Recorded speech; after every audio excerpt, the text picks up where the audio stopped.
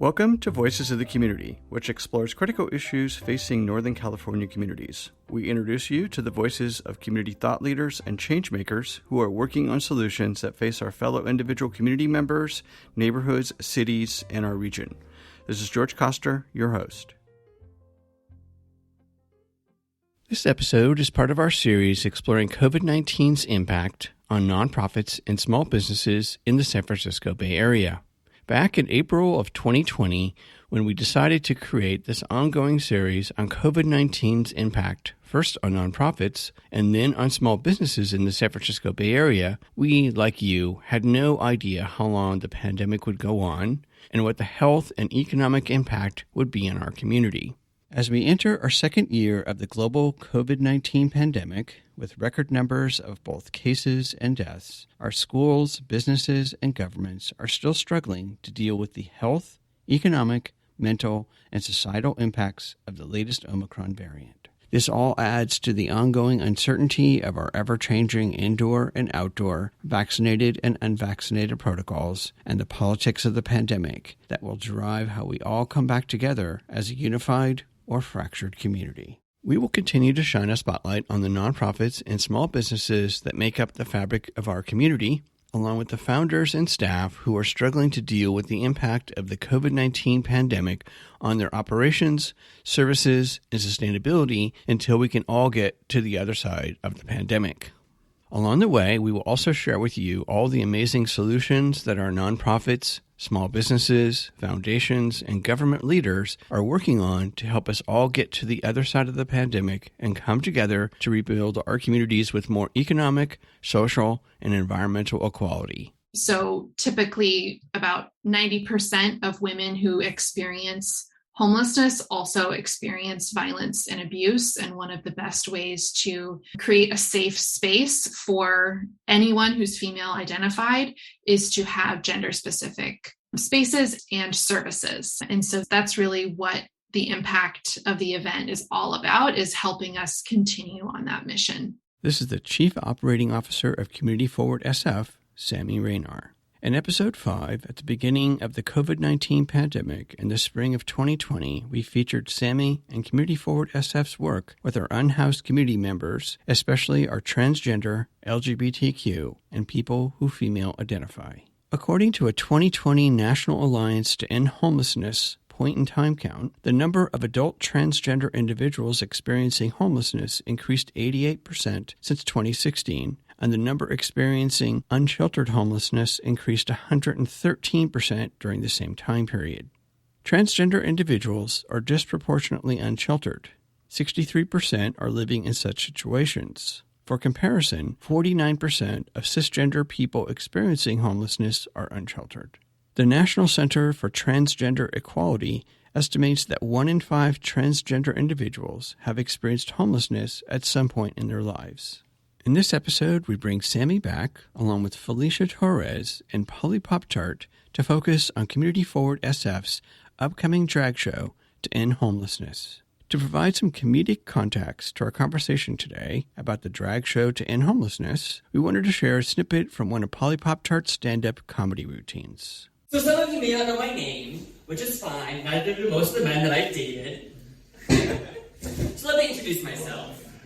My name is Pop-Tart, the original drag intro comedian. I do drag queen intros. Welcome to the stage, Carrie the One. Thank you. Carrie the One is a real queen. She always has her legs at the right angle. I'm joined remotely by the Chief Operating Officer, Sammy Raynar, and Director of Development, Felicia Torres of Community Forward SF, along with Pop-Tart, drag queen, stand-up comedian, and performer. Welcome to Voices of the Community, Polly, Felicia, and Sammy. Let's begin with Sammy providing the audience just an overview of Community Forward SF and your services and programs. Thank you. Community Forward is a collection of vital programs that serves San Francisco's most vulnerable unhoused residents. And since 1995, we've been offering programming really targeted at cis and trans women and gender nonconforming individuals across the city. And that's really one of our foundational pieces of our program, and something that this drag show we're going to talk about today will focus on. And staying with you, Sammy, and the drag show, could you provide our audience just a background on why Community Forward San Francisco created the annual drag show to end homelessness? Well, first of all, we think that you raise more funds when you throw a good party. So we wanted to have a fundraiser that was really engaging and also that speaks to the work that we do around LGBTQ homelessness. Just as a frame of reference, those who identify as LGBTQ are about 3 times more likely to experience homelessness than the general population. And so we wanted to not only uplift the issue of homelessness, but specifically have a fundraiser that was themed around the needs for LGBTQ individuals in our city. Thank you. And turning to you, Polly, could you provide the audience just a background on your drag show performances? I love the 365-day experience, which sounds like a record. Yeah, thank you. Yeah, I guess I started drag consistently around 2018 and did a 365 Days of Drag Names project where I did a different video every day for a year, which was kind of my start as a performer, but I've been involved in community engagement and nonprofit events since my early teen years. So I'm going to age myself a little bit, but I'd say for the last 15 to 16 years, I've been involved with nonprofit events. I was the events director for a volunteer nonprofit for a couple of years in San Francisco. And when I got the call, or when I got the request from Community Forward SF, they wanted to have a drag show to end homelessness. I learned a little bit more about the organization, and it just seemed like a fit. And staying with you, Polly, the Impulse SF, could you share a little bit more about that organization? Yeah, Impulse SF is a queer men's sexual health nonprofit that does a lot of events in the sexual health space, trying to merge what's important, what's valuable to our community, and what's fun. And then share with us your whole background with the drag show to end homelessness. It sounds like you were one of the creators, along with Cara, who's the ED of Community Forward SF, who could be with us today. I don't know about that. I came in to help host a show and use some of my previous experience to help just tweak it in a direction that I thought made sense. And so we had the show in, I feel like I was reached out to in winter, like late 2019. And, they had this idea of wanting to have a drag show to end homelessness. I brought a few of my performer friends in on the experience. And, I do stand-up comedy as my primary source of entertainment, but I'm also a former competitive gymnast. So I put together a few things for myself. The other performers were live singers, traditional lip sync drag artists, and we did what we could to make everyone's experience special. And I think as anyone who went to the event will ascertain, I think we did a pretty good job. I think that was a very humble offering. Polly really brought the show together. And I just want to pause on a visual for the audience, since this is radio, but just have a visual of Polly in 4-inch stiletto heels doing back handsprings on a stage. This isn't an average drag show. This is really like stepping it up an extra level. So I think you have to take a little more credit. Thank you, Sammy. You're too kind. Polly, turning back to you, could you please share with us how you came up with the themes, the first theme for the first show back in 2020, and then this year's Stepping Out theme? So No Place Like Home was the first year theme. Please share with the audience why the themes, what they mean to you. Yeah, so what I look for in a theme is that it can be as many things as possible, and it can mean so much to so many different people in so many different ways. The first year, There's No Place Like Home. A lot of us know that quote from The Wizard of Oz. So we had a little bit of a Wizard of Oz theme in our first year show. And the idea was that we were building a base. I think a lot of the members of Community Forward SF, they really appreciate what they could do with more traditional fundraisers, but they didn't just want this to be a one-year thing that they tried once.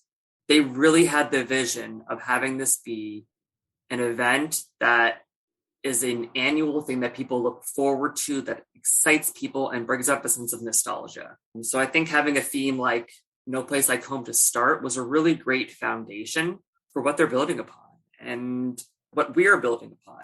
And I think that one of the things that happens is that, all right, you have that base layer. Once people have housing, what do you do next?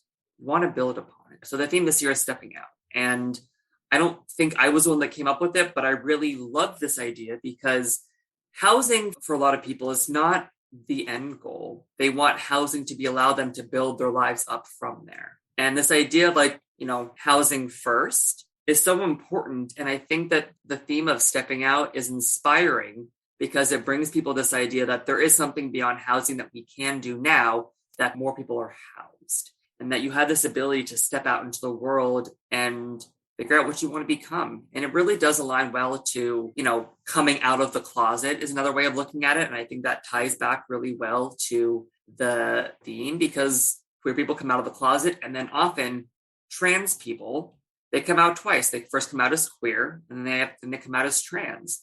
And for many people who come out as trans, that is an additional challenge because there are additional healthcare implications for that. And I'm really excited for what we're going to be bringing next month for this event. And I'm really excited for people to come in and experience it for themselves. Thank you. That was great. Think back to Sammy's earlier point in our conversation and why Community Forward SF is really focused on the LGBTQ community and the trans community is so many trans community members end up without housing because they came out as trans and they're forced out by family members. So, Sammy, what are the thoughts about this year's show? Is the show going to be in person? Is it going to be virtual? Yeah, so this year's show is going to be in person at El Rio. We're very grateful to El Rio. They have an large outdoor patio space. So there will be accommodation for COVID precautions to be able to be outside, vaccinated, of course. And the event is going to model a bit of what we did last year. And maybe this would be a good time, Polly, to share a little more about some of our other performers that the audience can look forward to. Yeah, definitely. So the other two performers that we have joining us this year are Amora Tees, who is a staple fixture of San Francisco nightlife, is a full-time drag performer and an artist. On a more professional level, I would say that Amora is on stage 5 to 6 nights a week plus. I mean, sometimes they have 2 shows at a night. And Amora is a drag artist through and through. I like to say vertical integration drag. She sews, she does her own hair, she sings live. She's got a beautiful singing voice. And she really brings a sense of heart to everything that she does. I had the distinct pleasure during the pandemic of having Amora help me out with a couple of looks. She needed some work, I needed some costumes, and we really collaborated on a few looks that I now have as part of my standard drag portfolio. I'm really grateful to her for that. And then the other performer, last but certainly not least, is Lucinda Puss. Obviously, we love a pun name. It's one of our favorite things to see in a drag queen. Lucinda was actually one of the queens who I did for my 365 Days of Drag Names project. And I met her at Oaklash, and we just sort of became friends. I think she has a really quirky sense of humor. She's like a goth neon kitty is kind of like her aesthetic. And I know that those things don't normally sound like they go together. Like all those things in your head are mutually exclusive. Goth, neon, kitty. But somehow it all works together. And I will say that she has one of the most succinct brands in all of drag. She's also a pastry chef, which I feel like just adds a little bit of cherry on top for her as a performer. No pun intended, I'm sure. I would direct everyone to the Eventbrite, and I'll embed it in the webpage for the episode as well. But her costuming and makeup is quite amazing. Could you share a little bit about that? Yeah, so whereas I think Amora has really got a really good job of blending and having soft, natural features, which is an entire art in and of itself, Lucinda describes herself as heavy-handed with the makeup brush and really is trying to create a whole different type of experience. And I think one of the wonderful things about drag is that you can take the features that you're given as a human and do so many things with them, whether that's within gender or going to the sphere of special effects and really creating something non-human or beyond human. And I love the fact that the only beat she could find is in a salad. Some queens are dancers. I would definitely put Amora in that category. I can be with the right beat. And I think dancing to your own beat is also a talent that I think more people should embrace. So, Sammy, walk us through the show. So this year's show is going to be outside at El Rio, and you could buy tickets. Will it also be streamed as well, or just in person? In person, and potentially with some video highlights that we can send out to folks who donate and aren't able to attend, but want to catch a few highlights. And Polly, can you walk us through the show? You're going to be the MC, of course. I am. So as a stand-up comedian, I have a new set that I've been working on for the last few months, which I'm really excited to bring to Community Forward SF. I don't love people seeing me do the same set twice. So I'm, constantly trying to come up with new material. So we'll have some stand-up comedy. Maura will be doing some live singing, as well as I think a lip sync number. I'll be doing a couple lip sync numbers, and then Lucinda will also be doing a few lip syncs. Lip sync is, I'll say, the drag staple is what most people think of when they think of a drag performance. So we really want to honor what's traditional and also give you, a little extra. One of those extras, and Polly, maybe you'll describe it better than me, but drag roulette is something that was very popular in 2020 and will be back this year.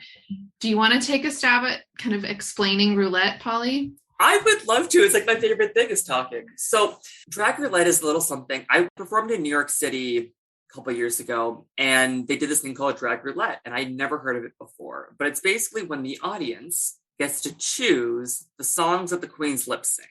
So when you show up to a drag show, you are there to engage in the art that the performers have been working on and perfect over time. And it's really wonderful to see the type of, polished, detailed, and really practiced material that we've spent so much of our time owning.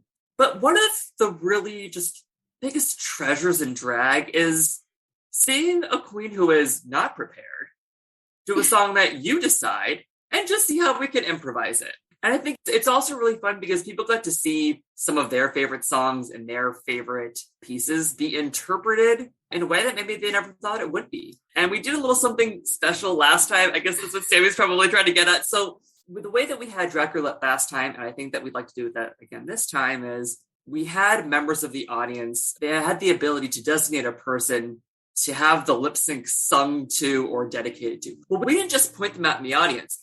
Oh no. We brought them up on stage.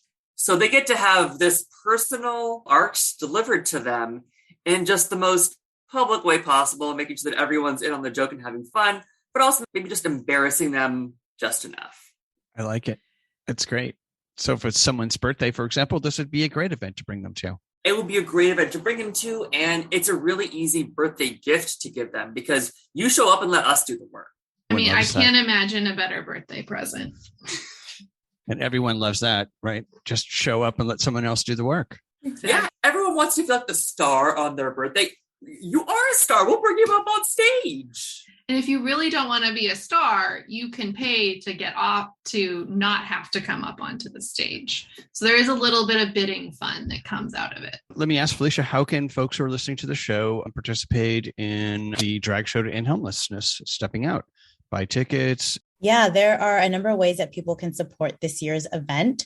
Of course, you can purchase a ticket or purchase tickets for you and your friends and join us in person. Again, March 10th at El Rio. I have not yet experienced the event myself, but I'm very excited to be a part of this event this year. And from what I've heard and from what Polly and Sammy are sharing today, it's going to be a wonderful event that you don't want to miss. So we have tickets at every price level for individuals and for groups. We also have corporate sponsorships available.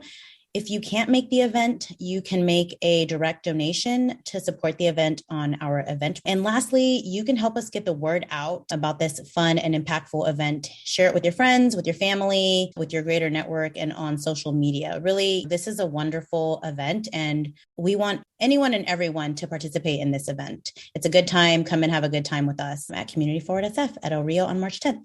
Thank you. And turning back to you, Sammy, for a moment, this is the second year of the event. Can you share with the audience a little bit about what do you feel the impact of last year's drag show was to Community Forward SF's mission and helping our unhoused community members? Thanks, George. Yeah, this event was actually not last year. It was in 2020, right before the pandemic hit. And I think I can speak to specifically, I think it was 1 month later that we were suddenly in lockdown, and having that wave of support from the event going into that was so critical for us to adapt and respond really quickly. We worked with the city to open 4 of the shelter-in-place hotels within just a couple of months of the show last year. So Community Forward has been part of housing hundreds of people during the pandemic, and I'd say especially important to our impact as an organization is we were the only ones operating a women-focused shelter-in-place hotel. So typically about 90% of women who experience homelessness also experience violence and abuse. And one of the best ways to create a safe space for anyone who's female identified is to have gender-specific spaces and services. And so that's really what the impact of the event is all about, is helping us continue on that mission. Thank you. And turning to you, Polly, could you share with the audience one of your favorite moments of the last drag show? I'm so glad you asked. Really, there are so many things that come up to me. And I think one of the biggest ones has to be just the lead up to the event and just walking through the front door. I want to say the first time that we did this event, it was a little bit on a prayer, dream, and a lot of extra hot glue. This event was put together so quickly and so effectively with everyone who was there supporting. The moment that I walked through the door, I felt like we had done such a great job. I felt we had such a huge success before it had even started. And I know that the organization surpassed its fundraising goal last time, and they set a stretch goal and they were able to surpass that. I think what was really special is that we felt that the moment the show started, and it made the rest of the show just go off so spectacularly. And I think for a lot of people, this being right before lockdown, it was one of the last times that people were together, joyful, and exuberant, and also generous, right before one of the biggest challenges of our time. And I think as we're kind of exiting a certain phase right now, I think it really has the same opportunity in people's lives to be something similar, where it is a great spark to a new phase that we're entering. And Sammy, favorite moments of the last drag show? Well, I already named Polly in 4-inch stilettos doing a back handspring. So that is quite the image as well. But yeah, I also want to pick up that thread of there was a general feeling at the very end of the show. We had our team all walk up onto the stage with signs saying "It takes us all." And that's kind of our slogan. If you've heard our CEO, Kara Zordell, speak before, that's one of her kind of mottos. And it really was, it felt like a family coming together, a tight community coming together. And I think that is a lot to do with Polly's warm presence and passion for the work as a performer, as well as just the passion of everyone in our community who comes really cares about this work. And, I met so many wonderful people at the event. Thank you. And turning to you, Felicia. So it's March 10th, 7 to 10 o'clock at El Rio, which is at 3158 Mission Street in San Francisco. And I'll have the Eventbrite in my information on this episode. So besides folks buying a ticket, can folks volunteer? And also, besides this event, how else can they support Community Forward's ongoing efforts to help our unhoused community? Yes, great question. We can't do this work without the support of our guests and without the support of the community. As Sammy mentioned, at Community Forward SF, we say it takes us all, and it really does. There are a number of ways that people can support our work. Folks can check out our website, communityforwardsf.org, to learn more about our programs. You can also make a donation on our website. There are a number of other ways that you can make a donation, including mailing a check to us. And you can visit our website to learn what those other ways are that you might be able to make a donation. In-kind donations, we accept new and gently used clothing and shoes for men and women, unopened hygiene products, among other items. And there is a list on our website of items that we accept for in-kind donations. And in terms of volunteering, throughout the pandemic, our priority has been to keep our guests and our staff members safe. So we've had limited opportunities to volunteer in person at our sites. We are working to formalize our volunteer programs, and we hope to make an announcement in the fall about what those volunteer opportunities might be. So stay tuned for that. In the meantime, we are always looking for volunteers who are interested in lending their skills or possibly interning with Community Forward SF. Some areas that come to mind where we are looking for volunteers or interns are graphic design, marketing communications, Salesforce database support and management, just to name a few, George. And for those that are interested in volunteer opportunities, you can email us at info@communityforwardsf.org to learn more. And staying with you, Felicia, you had mentioned, sponsorship of the show. Can you share with the audience a little bit how someone who would be interested, whether it's a corporation, a person, how would I become a sponsor? Yes, that's a great question. You can become a sponsor by purchasing a sponsorship package on our Eventbrite. You'll see on the Eventbrite, all of our sponsorship packages are listed there. You can also email us at sponsorships@communityforwardsf.org. I'm happy to answer any questions that anyone might have. And yes, these sponsorship opportunities are for individuals, are for corporations, for really anyone who's just interested in being a part of the event and supporting the work that we're doing. Thank you. And then I'm just going to segue over to my final question for all of my listeners who's been listening to the special series that goes back to March of 2020. I've been asking everyone, what do they think are some of the good and positive things that have come out of the pandemic to support both our unhoused and low-income community members? And I'm going to start with you, Sammy. I like this question. For us, prior to COVID, we operated a woman's place drop-in center.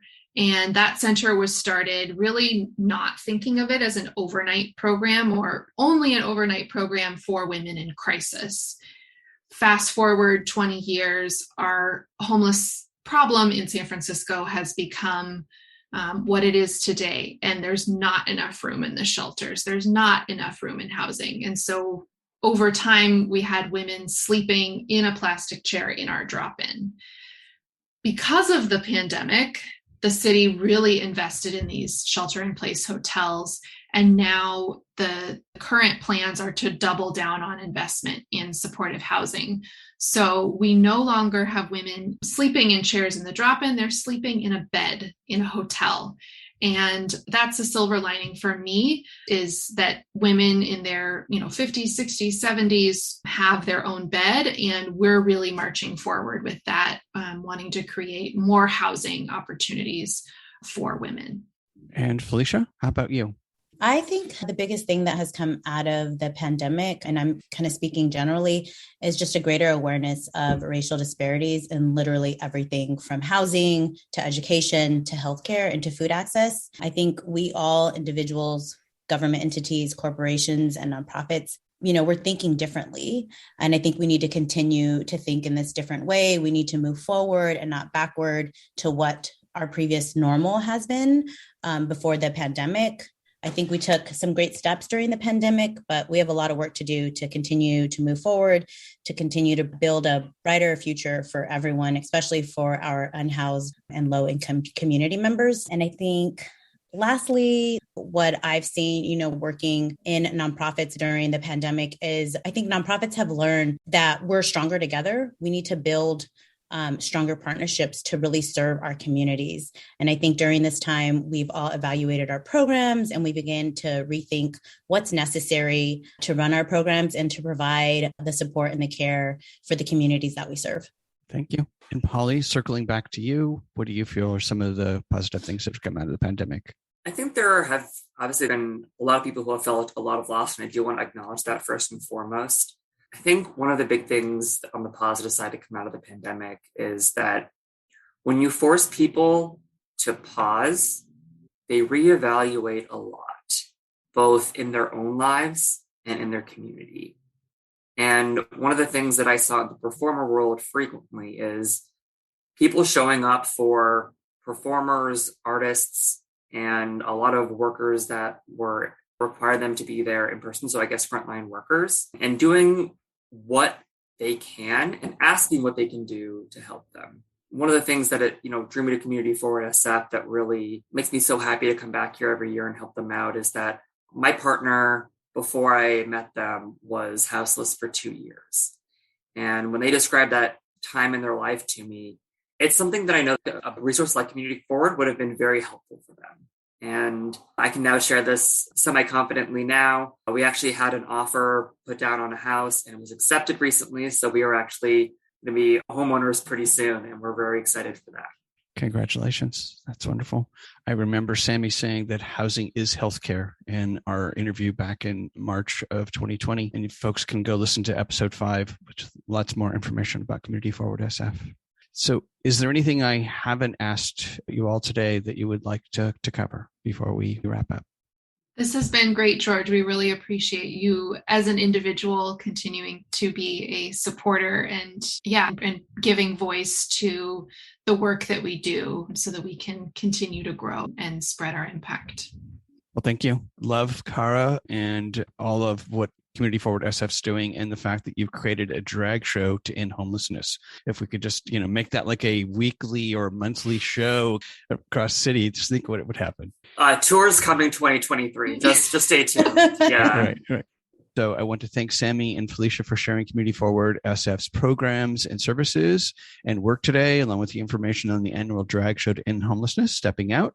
And I also want to thank Polly for sharing their performance background and participation in the annual drag show to end homelessness, Stepping Out. And we'll make sure that listeners have your contact information, website, the Eventbrite information, social media, so folks can buy tickets, hopefully become a sponsor to the annual drag show to end homelessness and to support Community Forward SF's programs and services, along with getting engaged in the work to help our unhoused community members in San Francisco. So please stay safe and healthy as we all work our way through this very strange new pseudo-normalcy. That's it for this episode of Voices of the Community. You've been listening to the voices of the Chief Operating Officer, Sammy Raynar, and Director of Development, Felicia Torres of Community Forward SF, along with Polly Pop-Tart, drag queen, stand-up comedian, and performer.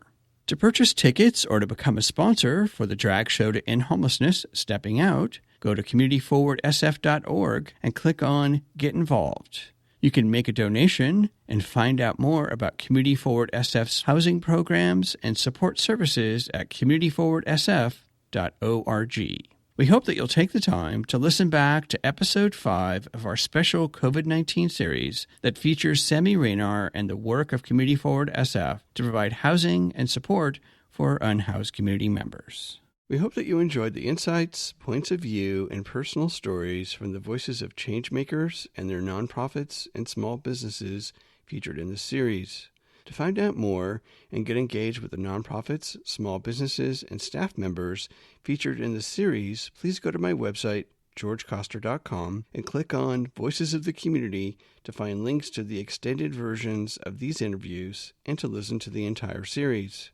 After listening to these stories, we hope that you will consider making a donation and volunteering to provide a hand up to your fellow community members. Today's episode was made possible by the audio wizard and our associate producer, Eric Estrada, and the graphics magic of Casey Nance from Citron Studios, along with the wonderful crew at the San Francisco Public Press and KSFP. Voices of the Community is supported by a grant from the James Irvine Foundation, dedicated to a California where all low-income workers have the power to advance economically. More at irvine.org. Voices of the Community is a member of Intersection for the Arts, which allows us to offer you a tax deduction for your contributions. Please go to georgecoster.com and click on the donate link to make a donation to help us provide future shows just like this one. While you're on our website, you can enjoy our archived past shows, which feature community voices working on solutions to critical issues facing Northern California communities. And you can sign up for our newsletter to find out more about future shows, as well as shows and events from the organizations that are included in our episodes. Take us along on your next COVID walk by subscribing to Voices of the Community on Apple Podcast, Spotify, and Google Podcast, or wherever you get your podcast.